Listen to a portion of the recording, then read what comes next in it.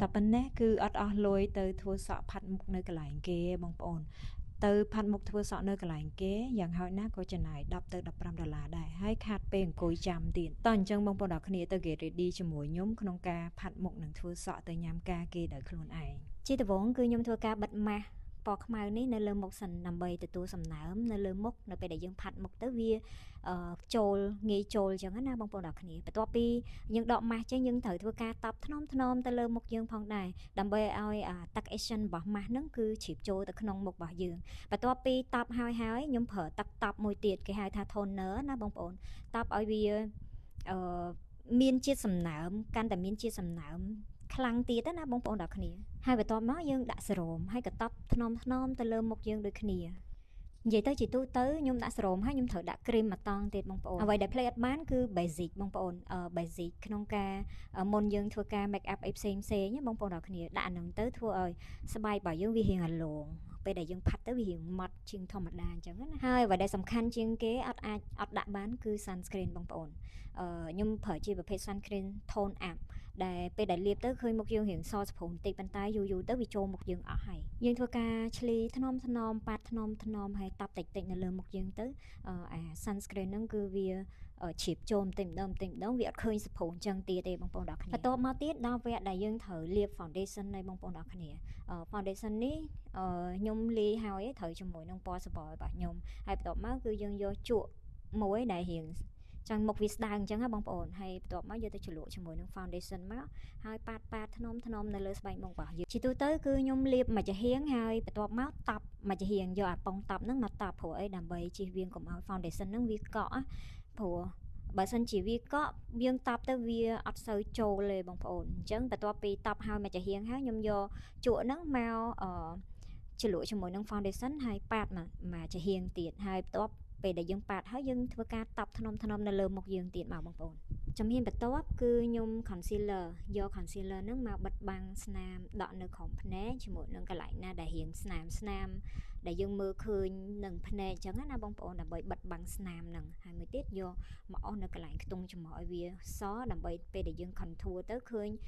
លេចច្រមុះយើងអាកន្លែងខ្ទង់កណ្ដាលហ្នឹងវាដែតមកមើលឃើញច្រមុះយើងស្រួយហើយបន្ទាប់មកយកប៉ុងរបស់យើងមិញហ្នឹងយកមកតប់កន្លែងយើងលាប concealer ហ្នឹងតប់ថ្នមបានហើយបងប្អូនហើយបន្ទាប់មកខ្ញុំយក color ថ្ពណ៌ដែលជាប្រភេទទឹកហ្នឹងយកមកតប់ថ្នមនៅកន្លែងឆ្អឹងថ្កៀមថ្ពណ៌របស់ខ្ញុំហ្នឹងក្រោមបរិវេណក្រោមភ្នែកហ្នឹងណាបងប្អូនអ្នកគ្នាដើម្បីឲ្យពេលដែល make up យើងនៅយូរទៅវាអត់ស្លេកហើយបន្ទាប់មកទៀតខ្ញុំក៏យក contour ហ្នឹងមក contour នៅកន្លែងថ្កៀមហើយនឹងកន្លែងថ្ពណ៌ហ្នឹងដើម្បីកុំឲ្យឃើញមុខធំពេកហើយមួយទៀត complete contour កន្លែងខ្ទង់ច្រមុះផងព្រោះបើសិនជាយើងច្រមុះស្រួចស្រាប់វាមិនសូវអីទេប៉ុន្តែច្រមុះយើងវាក៏បិទដែរបងប្អូនអញ្ចឹងយើង contour នៅគៀនឲ្យវាស្មើហើយអស់ថ្នមបានហើយបងប្អូនតែអញ្ចឹង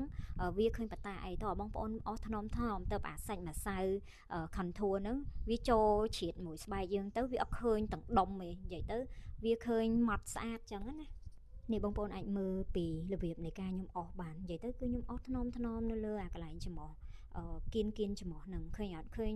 និយាយទៅគ្រាន់តែដាក់អាហ្នឹងហើយច្រមុះឡើងស្រួចហ្មងហើយបន្តមកទៀតយើងយកជក់ដែលរៀងធំល្មមយកមកដាក់ម្សៅផាត់ហើយយើងផាត់ថ្នមទៅលើស្បែកមុខរបស់យើងដើម្បីកុំឲ្យវាបែកខ្លាញ់អីអញ្ចឹងណាបងប្អូនអ្នកគ្នាហើយបន្តមកទៀតគឺយើងគូអញ្ចើមបងប្អូននិយាយទៅអញ្ចើមដែលយើងទៅញ៉ាំការគេគឺវារៀងដិតជាងអញ្ចើមរាល់ថ្ងៃអញ្ចឹងណាអញ្ចឹងវាឲ្យវារៀង clean ព្រោះ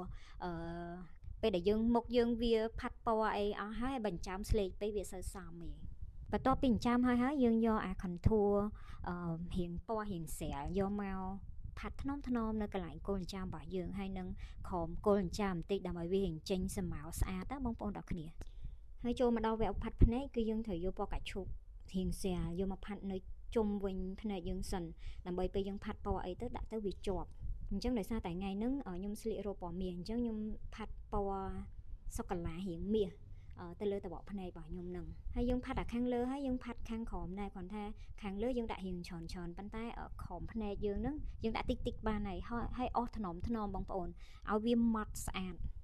ផាត់ color ភ្នែកហើយយើងពត់ហុំភ្នែករបស់យើងដើម្បីលាប eyeliner ហើយបិទ ហុំភ្នែកខ្ញុំចូលចិត្តបិទហុំភ្នែកកង់បងប្អូនអ្នកគ្នានឹងវាអត់សូវចាក់ហើយយើងស្រួលបិទទៀតតែត្រូវបិទពីក្រោមអញ្ចឹងកន្លែងនេះគឺអត់បានថតឲ្យបងប្អូនមើលដោយសារវារ៉ោករ៉ាពេកហើយខ្ញុំអត់សូវចូលចិត្តបិទហុំភ្នែកក្រាក់ៗបងប្អូនខ្ញុំបិទហុំភ្នែករៀងស្ដើងហើយនេះខ្ញុំបិទហើយអញ្ចឹងវាអត់សូវមើលឃើញខ្លាំងទេតែបើសិនបងប្អូនចង់បានក្រាក់បងប្អូនហើយកហុំភ្នែករៀងក្រាស់មកយកមកបិទហុំភ្នែកហើយយើងចង់ឲ្យភ្នែកយើងចេញពីកលាក់អញ្ចឹងយើងធ្វើការបិទកលាក់ភ្នែកបងប្អូនអញ្ចឹងកន្លែងហ្នឹងតើយើងមើលកញ្ចក់ឲ្យទប់ដៃមកចាហៀងបានស្រួលផ្នែកហើយផ្នែកប្របាក់ជាងគេឥឡូវហ្នឹងចូលមកដល់ផ្នែកផាត់ថ្ពាល់ម្ដងយើងដាក់ color ថ្ពាល់អញ្ចឹងយើងតប់ថ្នមនៅកន្លែងហ្នឹងណាហើយសម្រាប់ color ថ្ពាល់នេះគឺយើងផាត់នៅកន្លែងចន្លោះក្រោមភ្នែកតែកុំឡើងទៅគៀកភ្នែកពេកបងប្អូនហើយកន្លែងផ្នែកថ្ពាល់នេះគឺខ្ញុំផាត់ពីពណ៌ខ្ញុំយកពណ៌រៀងស្រាលមកផាត់ជុំវិញពណ៌រៀងដិតហ្នឹងដើម្បីឃើញវារៀងសាច់សម្ោស្អាតចឹងបងប្អូនហើយមួយទៀត color ថ្ពាល់ហ្នឹងក៏យើងយកមកបោះនៅលើខ្ទង់ច្រមុះយើងបន្តិចមកបងប្អូនកន្លែងកដាលច្រមុះហ្នឹងឲ្យមើលទៅវាឃើញរៀងច្រមុះរៀងផុសដែរបន្តមកទៀតខ្ញុំយក highlight រៀងប្លីងពណ៌សហ្នឹងមកដាក់នៅគោលភ្នែកហើយជាមួយនឹង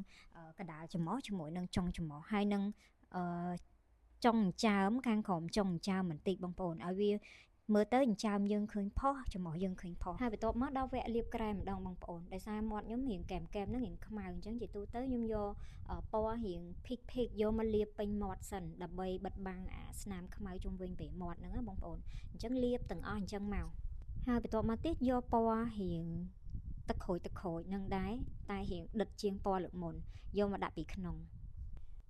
ហើយខ្ញុំចង់ឲ្យបែមាត់ខ្ញុំរៀងរលោងចាំងអញ្ចឹងណាអញ្ចឹងខ្ញុំក៏យកក្រែមនាវាក្រែមរលោងហ្នឹងយកមកលាបពីលើមកតង់ទៀតផ្នែកមុខចប់ហើយឥឡូវចូលមកដល់ផ្នែកសក់ម្ដងបងប្អូនអញ្ចឹងខ្ញុំត្រូវការមូលសក់សិនមុននឹងបួងសក់បានដើម្បីឲ្យវារៀង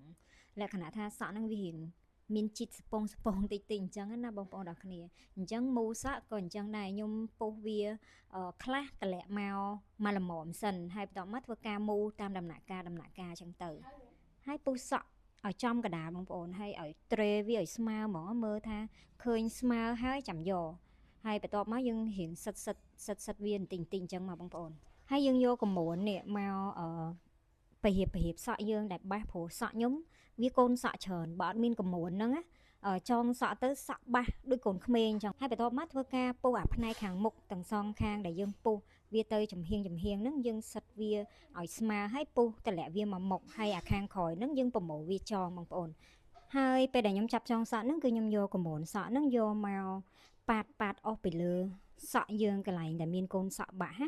ហើយដើម្បីឲ្យវារៀបជាមួយនឹងសក់យើងពេលដែលយើងសិតចងទៅវា clean ណាបងប្អូន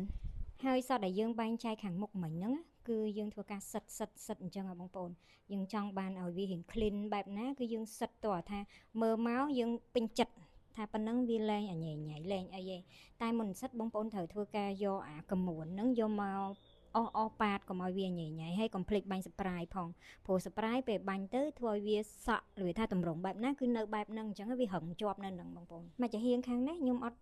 លើកសក់ទៅទាំងអស់ហើយបងប្អូនខ្ញុំទុកសក់ខាងលើហ្នឹងបន្តិចដើម្បីតម្លាក់ចុះមកហើយ